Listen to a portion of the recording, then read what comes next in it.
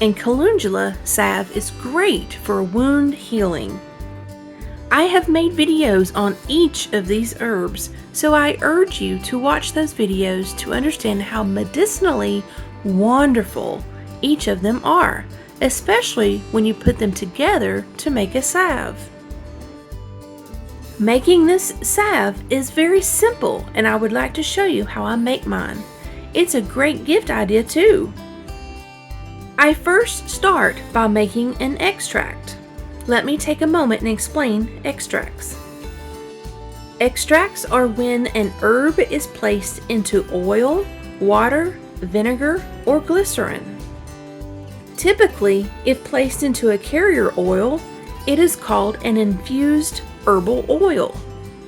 If the herb is placed into alcohol, it is then classified as a tincture. You can make an extract two different ways. You can do it the long way or the short way. The short way takes less time, however, heat is used and therefore your end product won't last as long.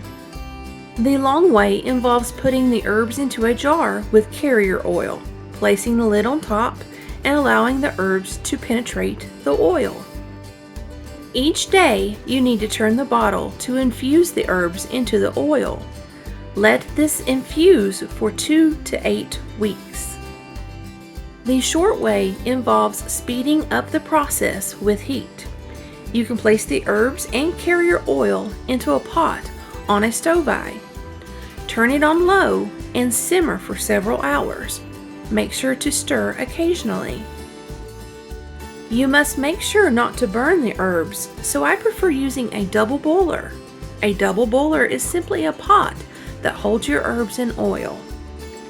That pot fits over another pot which contains heated water. I have mentioned carrier oil several times. What is that? A carrier oil is the oil used to infuse the herbs. A few examples are olive oil, rosehip seed oil, macadamia oil, castor oil, black seed oil, and sweet almond oil. I really like using grapeseed oil. I would avoid oils such as canola oil, vegetable oil, and corn oil. Once you have the herbs infused into the oil, the next step is to strain them. I like to use a strainer with a strainer cloth. The nut milk bags, which can be purchased online, are what I use, and they have come in handy with several other applications. Once strained, I put the oil into the double boiler and add beeswax. The ratio of beeswax to oil is about 1 to 5. So if you have 5 parts oil, add 1 part beeswax. At this point, you heat the mixture only enough to melt the beeswax. Pour into heated glass containers. I have used plastic containers before, but you have to let the mixture cool enough so the plastic doesn't melt. I try to avoid using plastic. We have been working on only using glass, ceramic, stainless steel, or cast iron for anything that will be consumed or used topically on the skin, simply because of the health concerns that plastic presents.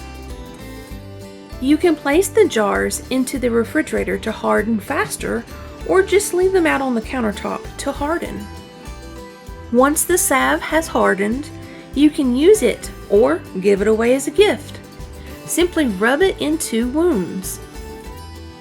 Don't use this on open wounds or deep wounds. As mentioned in my Comfrey video, it has very quick healing powers and will seal the skin together quickly.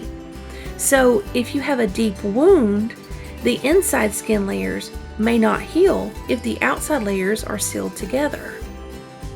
This is a surgical cut on the wrist that was sewn together. After the sutures were removed, the salve was used. Just look at how much it healed in only 24 hours. Making salves is easy. I I have more information in this book that I highly recommend you read. It not only takes you through the common herbs, but it also tells you how to make salves, tinctures, infusions, etc. Check out the link in the description to purchase these herbs if you don't already grow them. We here at Survival Homestead Teaching Farm appreciate you watching this video. Please continue to help us help you by liking, sharing, and subscribing.